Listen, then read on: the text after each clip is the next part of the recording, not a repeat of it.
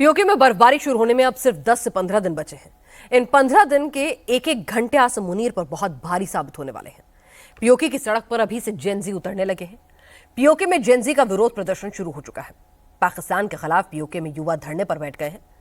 PoK में पाकिस्तान के विरोध में रैलियां निकाली जा रही हैं। पीओके में मुजफ्फराबाद से लेकर मीरपुर तक युवाओं का जबरदस्त विरोध हो रहा है। पीओके में जितनी बगावत बढ़ रही है उतना मुनीर को डर सता रहा है, क्योंकि पीओके पर युद्ध का सबसे सही वक्त नवंबर है। बर्फबारी से पहले इंडियन आर्मी जितना आगे पीओके में बढ़ जाएगी, फिर उसको पीछे हटाना पाकिस्तानी सेना के बस में नहीं होगा। 15 दिन के अंदर अंदर बहुत बड़ा एक्शन होने वाला है। इतिहास, भूगोल सब बदलने वाला है।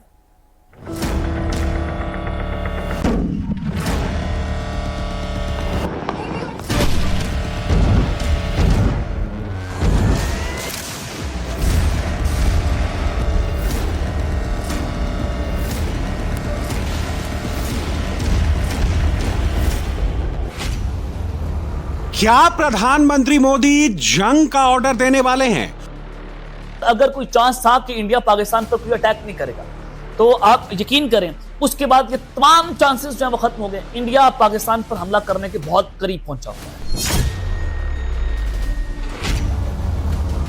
मोदी को जीत मिली, मुनीर क्यों डरने लगा?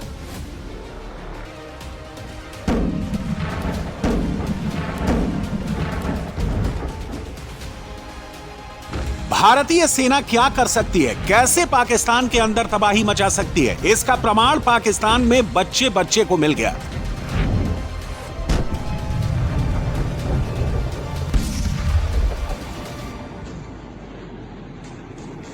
सेना के पीछे जो शख्स खड़ा है उसका असर सेना पर बहुत पड़ता है। मुनीर जानता है दुनिया में अगर कोई है जो उसका साम्राज्य खत्म कर सकता है तो वो हिंदुस्तान है। पाकिस्तान के अगल बगल देखें तो अफगानिस्तान के पास इतनी बड़ी सेना नहीं है कि वो पाकिस्तान के अंदर घुसकर नक्शा बदल सके। ईरान पहले इजराइल से उलझा हुआ है, वो पाकिस्तान से दूसरा फ्रंट नहीं खोल सकता। ऐसे में इंडिया ही है जिसके पास सेना भी है, नेतृत्व और निर्णय लेने की क्षमता भी है। अब सबसे बड़ा सवाल पाकिस्तान से युद्ध कब होगा, सही वक्त, सही हालात कब बनेंगे? तो जवाब नवंबर ही है। और जगह क्या हो सकती है, इसका जवाब पाकिस्तान को मिलने भी लगा है।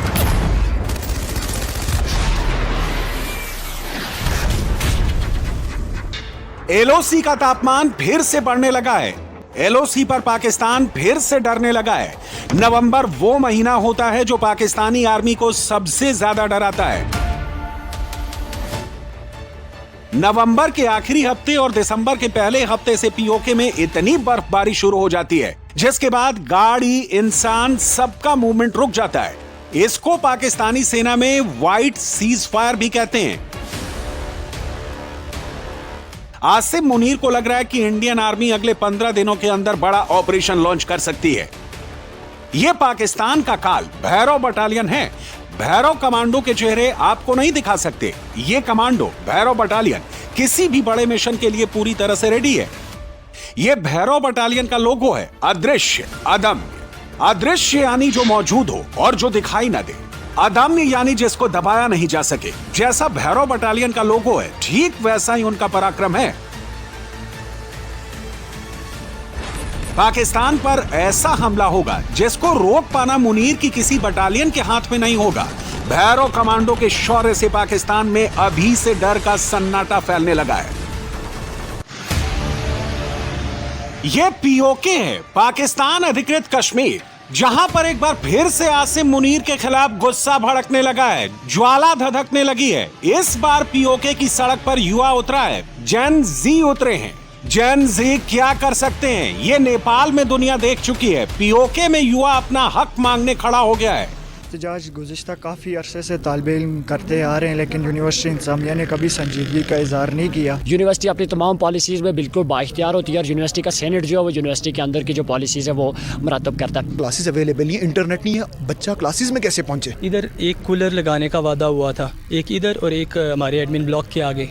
अगर कूलर्स तक नहीं ये नस्ब कर सके तो ये जो हमारा प्रोटेस्ट है, धरना, पुरम धरना, फिर ये है कि ये चलता रहेगा और ये एहतजाज की सूरत इख्तियार करेगा। पीओके का शिक्षा बजट पाकिस्तान में सबसे कम है। पीओके में स्कूल कॉलेज की सबसे कमी है। पीओके के युवाओं को पाकिस्तान के दूसरे राज्यों में सरकारी नौकरी नहीं मिलती है।